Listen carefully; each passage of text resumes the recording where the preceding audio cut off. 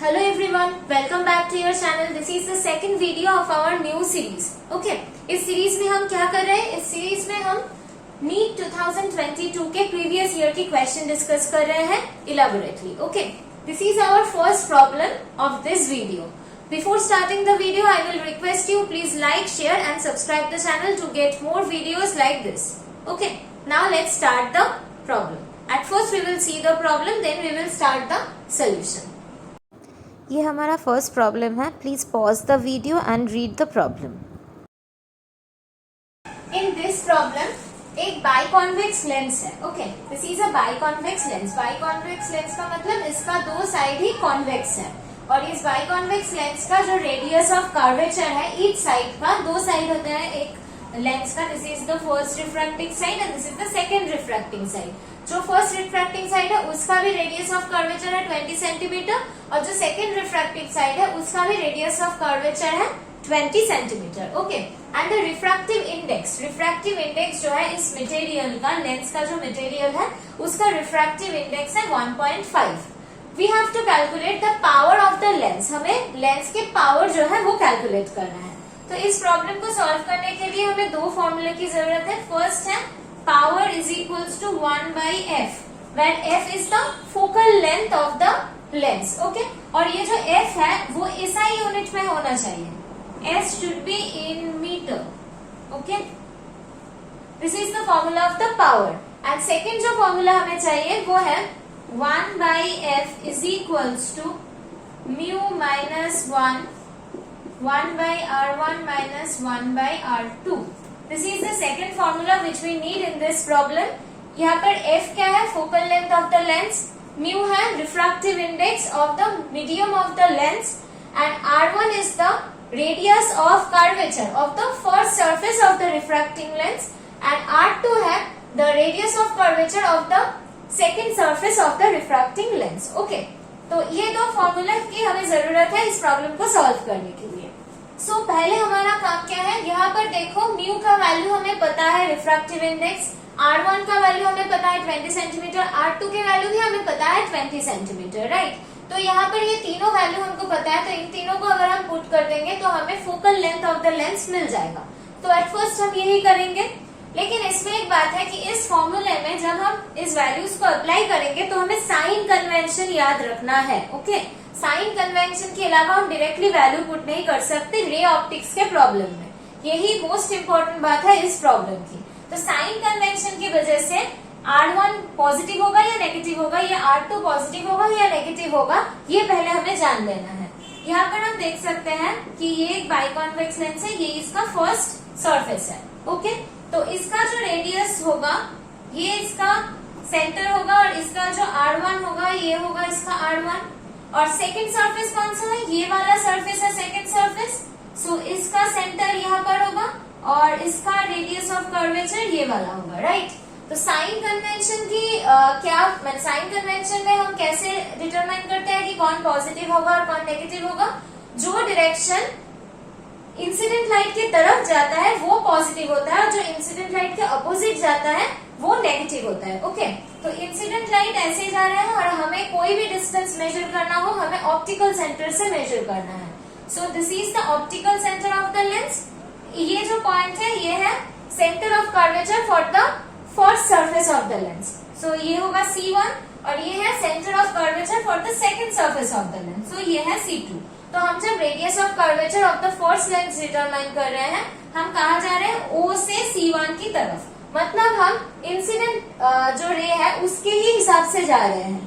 तो ये R1 का वैल्यू होगा प्लस R1. ओके, और ये जो R2 है वो हम कैसे मेजर करेंगे? ऑप्टिकल सेंटर से सेंटर ऑफ कर्वेचर की तरफ जाएंगे. तो ये इंसिडेंट रे के ऑपोजिट डायरेक्शन में हो गया, तो इसका वैल्यू होगा माइनस R2. ओके, इस प्रॉब्लम में हम साइन कन्वेंशन इससे ज्यादा डिटेल्स में डिस्कस नहीं कर रहे हैं.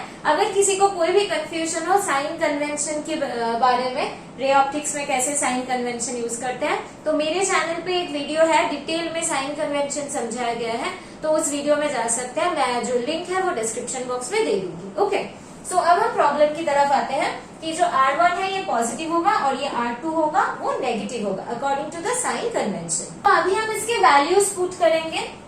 1 by f is equals to mu का वैल्यू कितना है 1.5 minus 1।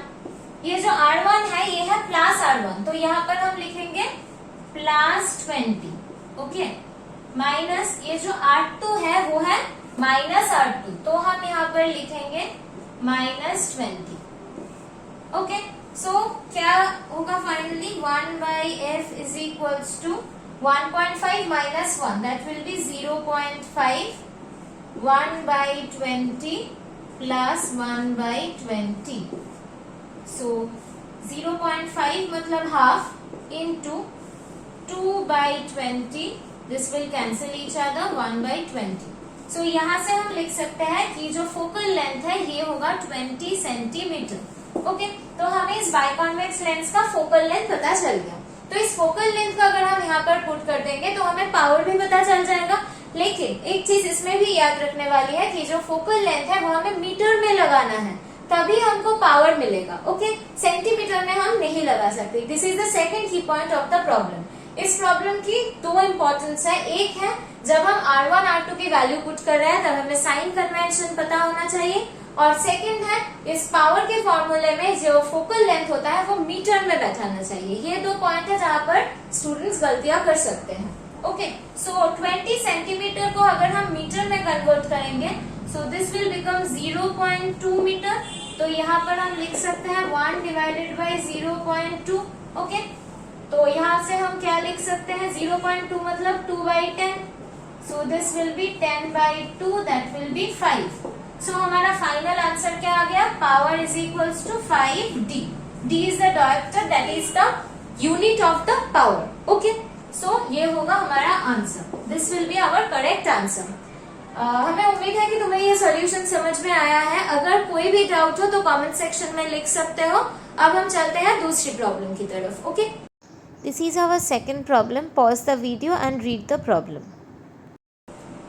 This is our second problem. इस प्रॉब्लम में क्या बोला गया है कि डी ब्रॉगली का जो वेवलेंथ होता है मतलब लैम्डा, उसके साथ मोमेंटम का रिलेशन को ग्राफ में प्लॉट करके दिखाना है, राइट। तो एट फर्स्ट हम जो डी ब्रॉगली का वेवलेंथ का इक्वेशन होता है वो हम लिखेंगे। डी ब्रॉगली वेवलेंथ का इक्वेशन होता है lambda equals to h by p. हम सबको ये पता है।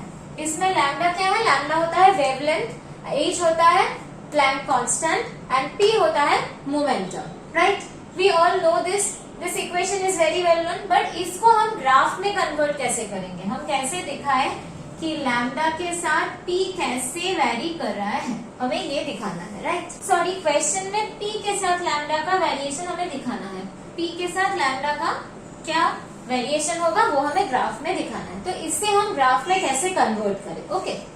सो इसको हम कैसे लिख सकते हैं, lambda p is equals to h, where h is equals to Planck constant. तो this is a number actually, ये एक कांस्टेंट है, okay.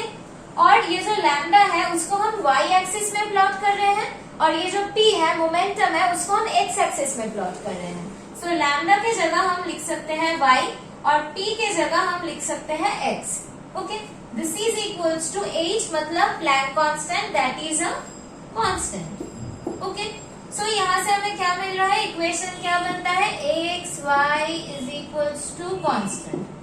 This is the equation that xy is equals to a constant. ये किसका equation है वो हमें पता लगाना है।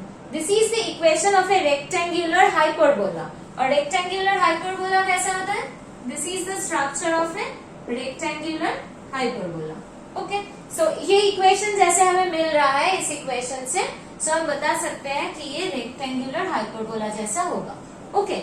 हमें कुछ इक्वेशंस ऐसे याद रखने हैं जैसे कि y equals to mx plus c। अगर मुझे ये इक्वेशन आए तो ये वाला होगा हमारा ग्राफ, जो एक स्ट्रेट लाइन होगा और ये इंटरसेप्ट का वैल्यू होगा c। अगर हमें इक्वेशन आए y इक्वल्स टू mx, इसका मतलब है जो ग्राफ होगा ये इस तरह होगा, मतलब straight line passing through origin, okay. और अगर हमें इक्वेशन ऐसे आए xy इक्वल्स टू कांस्टेंट, तो हमारा ग्राफ ऐसा होगा, that is rectangular hyperbola, okay. तो इस इक्वेशन में हमारा जो गिवन क्वेश्चन है, तो गिवन क्वेश्चन का यही इक्वेशन है, उससे हमें रेक्टेंगुलर हाइपरबोला मिल रहा है, तो ये होगा हमारा फाइनल आंसर।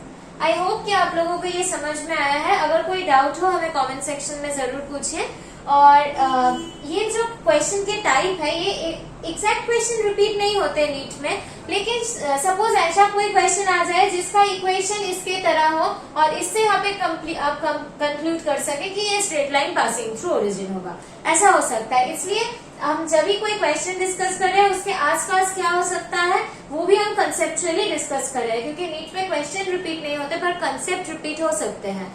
तो इस वजह से हम जब क्वेश्चन को डिस्कस कर रहे हैं उसके आसपास के कॉन्सेप्ट भी रिपीट कर रहे हैं, ठीक है। तो आई होप आपको समझ में आ गया होगा। तो अभी हम नेक्स्ट क्वेश्चन की तरफ जाते हैं। This is our next problem. Now we will discuss our next question. Next question में क्या पूछा गया है कि टेम्परेचर के साथ रेजिस्टेंस इंक्रीज होता है या डिक्रीज होता है for conductors and semiconductors. This is the main question, right. So हमें पहले पता लगाना है कि कंडक्टर में, suppose this is a conductor, so conductor में जो कंडक्शन के लिए रेस्पॉन्सिबल है वो होता है free electrons. Okay, suppose this is a conductor. Conductor में जो फ्री इलेक्ट्रॉन्स होते हैं वो कंडक्शन के लिए रेस्पॉन्सिबल होते हैं, वो मूव करते हैं तभी कंडक्टर में कंडक्शन होता है। ओके, और सेमीकंडक्टर में फ्री इलेक्ट्रॉन्स नहीं होते। सेमीकंडक्टर में कंडक्शन बैंड होता है और वैलेंस बैंड होता है। वैलेंस बैंड में रहता है होल्स, कंडक्शन बैंड में इलेक्ट्रॉन्स। ओके, सो ये होल्स एंड इलेक्ट्रॉन्स जो होते हैं सेमीकंडक्टर्स में, they are responsible for the conduction in semiconductor.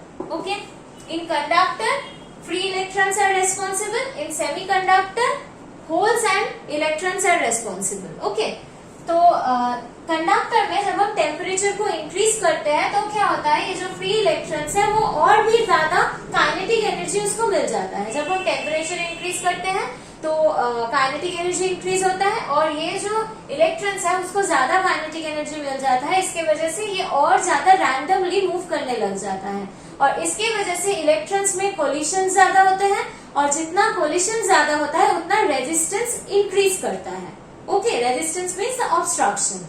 So temperature जब इंक्रीज करता है कंडक्टर में तब क्या होता है, इलेक्ट्रॉन्स का जो रैंडम मूवमेंट है वो इंक्रीज कर जाता है, क्योंकि टेम्परेचर इंक्रीज करने की वजह से kinetic energy of electron increase हो जाता है।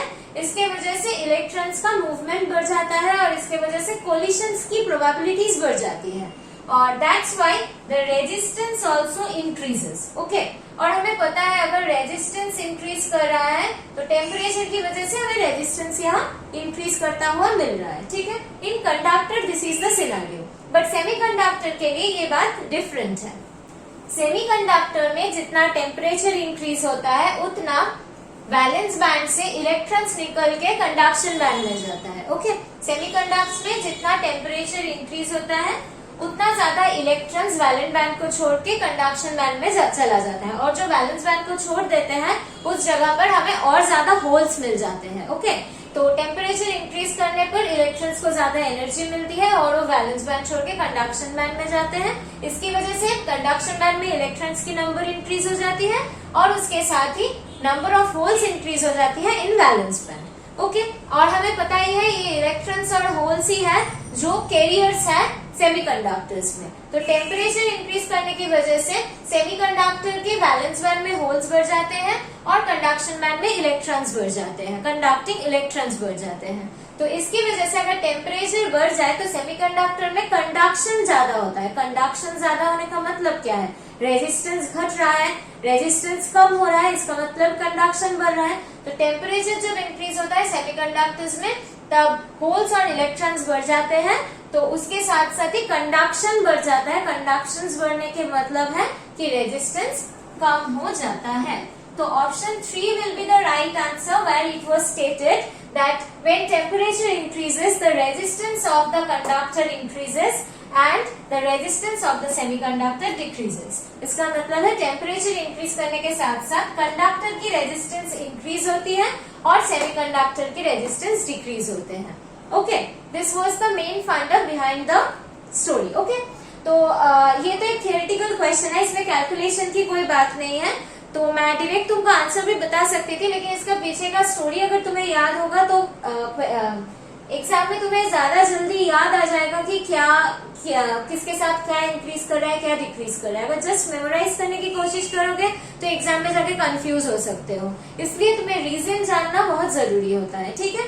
तो डोंट इग्नोर द रीजन और द बिहाइंड स्टोरी। ये रीजन याद रखने की कोशिश करो तो एग्जाम में कंफ्यूजन कम होगी। ये क्वेश्चन तो सॉल्व हो गया। अब हम चलते हैं नेक्स्ट क्वेश्चन में। This is our next question. Pause the video and read the problem. अब हम चलते हैं हमारा नेक्स्ट प्रॉब्लम की तरफ। इस प्रॉब्लम में क्या बोला गया है, एक स्फेरिकल बॉल है और वो ड्रॉप कर रहे हैं एक लॉन्ग कॉलम में, जिस कॉलम में विस्कस लिक्विड है और हमें उसका करेक्ट वेलोसिटी टाइम ग्राफ कौन सा है वो बताना है। तो ये बॉल जब हम ड्रॉप कर रहे हैं तब इस बॉल का कोई वेलोसिटी नहीं है। We are just dropping the ball, so at the initial stage when we are just dropping the ball, the velocity of the ball is 0. Okay, इस बॉल का वेलोसिटी तब 0 होगा हम जब ड्रॉप कर रहे हैं, और धीरे धीरे जब बॉल नीचे जाएगा उसका वेलोसिटी इंक्रीज करेगा ड्यू टू ग्रेविटी, राइट। हम जब फ्री फॉल करते हैं तो क्या होता है, एट फर्स्ट हम जब ड्रॉप करते हैं तो वेलोसिटी 0 होता है। विथ टाइम जितना नीचे जाता है बॉल उसका वेलोसिटी इंक्रीज करता रहता है, राइट। बट विस्कस लिक्विड में एक डिफरेंट चीज होगा। वेलोसिटी इंक्रीज करते करते एक टाइम आएगा जब वेलोसिटी सैचुरेट कर जाएगा और इंक्रीज नहीं करेगा, एक कांस्टेंट वैल्यू अटेन कर लेगा। उस वेलोसिटी को हम कहते हैं टर्मिनल वेलोसिटी। ये फेनोमेना सिर्फ विस्कस लिक्विड के लिए ही होता है, राइट। इफ फ्री फॉलिंग हो कि लाइक फ्री ग्रेविटेशन में फॉल हो रहा है, तब क्या होगा, इनिशियली जब हम एक बॉल को ड्रॉप करते हैं तो उसका वेलोसिटी 0 होता है, जितना नीचे जाता है ड्यू टू ग्रेविटी उसका वेलोसिटी इंक्रीज करता रहता है। यहाँ पर भी सेम ही होगा, due to gravity velocity increase करेगा, लेकिन आफ्टर ए सर्टेन पीरियड वो वेलोसिटी सैचुरेट कर जाएगा और जो फाइनल वेलोसिटी हमें मिलेगा कांस्टेंट, उसका नाम है टर्मिनल वेलोसिटी। ओके, तो इन 4 ग्राफ में से कौन सा करेक्ट होगा हमें देखना है।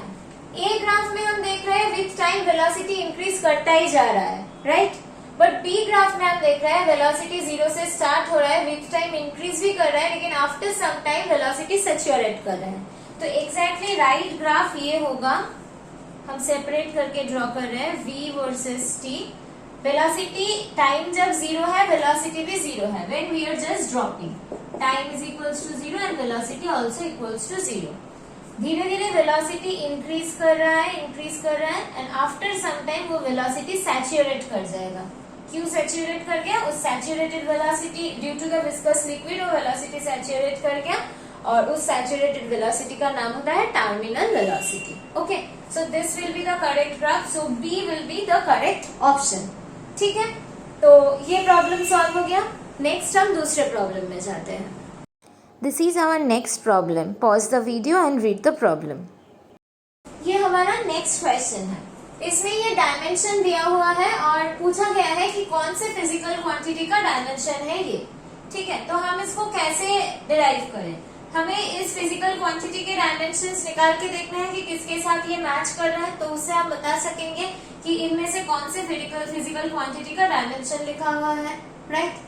तो हम फर्स्ट ऑप्शन से स्टार्ट करें। पहले प्रोसेस देख लो कैसे हम डायमेंशन को याद ना रख के डायरेक्ट डायमेंशन को कैलकुलेट करके निकाल सकते हैं। पहले प्रोसेस देख लो। First magnetic flask. Magnetic flask का क्या फॉर्मूला होता है, phi is equals to B dot A, right. So B A cos theta. Cos theta का तो कोई डायमेंशन होता नहीं है, बी मैग्नेटिक फील्ड है, ए एरिया है, तो मैग्नेटिक फील्ड का डायमेंशन इंटू एरिया का डायमेंशन। मैग्नेटिक फील्ड का डायमेंशन कैसे निकालते हैं, हमें पता है कि Lorentz force, magnetic Lorentz force that is F is equals to Q V cross B, ये है फॉर्मूला, राइट। तो यहाँ से हम लिख सकते हैं magnitude of the forces Q V B sine theta. तो यहाँ से हम B का जो डायमेंशन है वो निकाल सकते हैं। B का कैसा डायमेंशन होगा, F का डायमेंशन डिवाइडेड बाय Q का डायमेंशन इंटू V का डायमेंशन। F का डायमेंशन मतलब force, that is mass into acceleration.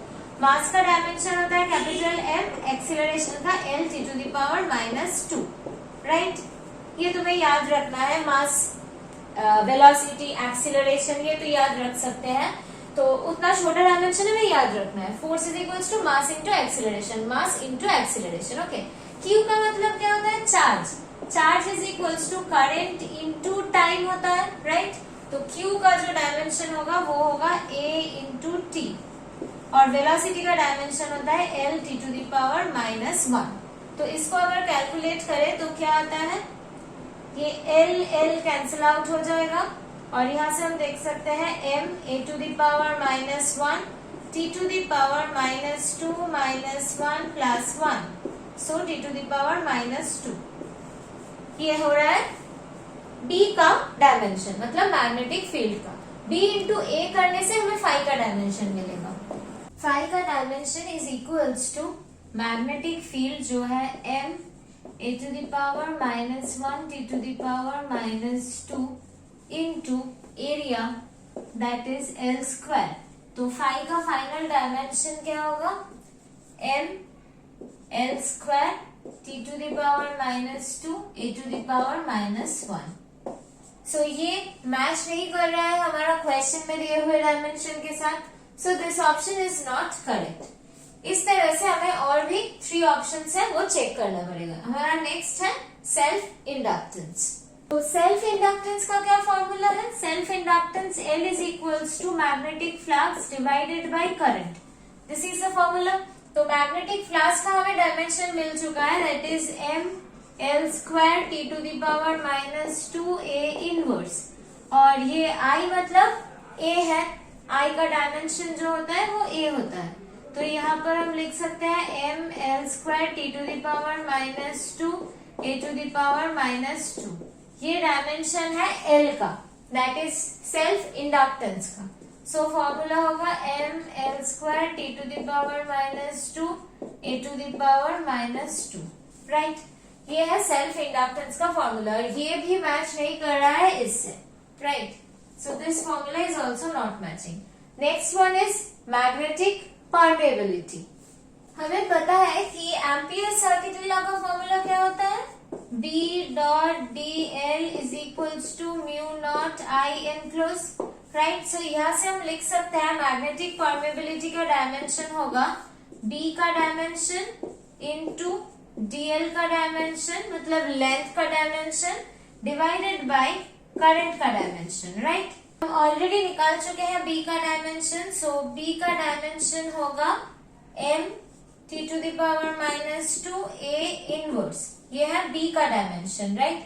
dl का डायमेंशन मतलब L होगा, और I का dimension current, that will be A। So यहाँ पर जो मैग्नेटिक परमेबिलिटी है उसका डायमेंशन होगा m t to the power -2 a to the power -2 into L, ये वाला होगा। You can see the formula here that m L t to the power -2 a to the power -2। So this is the correct option, ठीक है। इस physical quantity का ये वाला dimension है। तो हम सबका कर चुके हैं, तो हम फोर्थ का भी दिखा रहे हैं। एग्जाम में जब तुम्हें मिल जाएगा आंसर तो तुम और ऑप्शंस नहीं ट्राई करोगे, लेकिन अब हम प्रैक्टिस कर रहे हैं तो हमें सबका देख लेना चाहिए। तो यहाँ से अगर मैग्नेटिक इलेक्ट्रिक परमिटिविटी हमें निकालना है तो हम क्या करेंगे, हमें एक फॉर्मूला पता है, जैसे C इज इक्वल्स टू 1/√ओवर mu naught epsilon naught, right. यहाँ से हम लिख सकते हैं कि mu naught epsilon naught is equals to 1/c, so mu naught epsilon naught is equals to 1/c square, right. तो यहाँ से जो एप्सिलॉन नॉट है उसका क्या फॉर्मूला आएगा, ये वाला होगा, राइट। सो म्यू नॉट का डायमेंशन हमें पता चल चुका है, c होता है velocity of the light in vacuum, right. Velocity का डायमेंशन हमें पता है, वेलोसिटी का डायमेंशन क्या होता है L t to the power -1, इसका हमें स्क्वायर करना है और 1/म्यू नॉट लिखना है। म्यू नॉट का डायमेंशन हमें पता है, उसको 1 लिखना है। So m L t to the power -2 a to the power -2। अगर हम इसको कैलकुलेट करेंगे तो हमें इलेक्ट्रिक परमिटिविटी का भी डायमेंशन मिल जाएगा। सो अगर इस टाइप का प्रॉब्लम दे तो हमें ऐसे स्टेप बाय स्टेप निकालने हैं। इसके लिए प्रैक्टिस की जरूरत है। इतने सारे डायमेंशन याद नहीं रख सकते हम जो याद रख सकते हैं वह मैग्नेटिक फील्ड, करंट, ये वाला डायमेंशन हम याद रख सकते हैं, ये बेसिक है। फोर्स, वेलोसिटी, एक्सीलरेशन, ज्यादा से ज्यादा मैग्नेटिक फील्ड तक याद रख सकते हैं। लेकिन ये magnetic flux, self inductance, permittivity इतना तो हम याद नहीं रख सकते ना। तो बेसिक को याद रख के ये कॉम्प्लेक्स फिजिकल क्वांटिटी को हम कैसे उससे निकालते हैं ये तुम्हें जानना है, ठीक है। तो ये वीडियो देखने के बाद खुद से प्रैक्टिस करो ताकि तुम एग्जाम में क्विकली ये चीज कर सको। अब हम नेक्स्ट प्रॉब्लम की तरफ जा रहे हैं। ओके।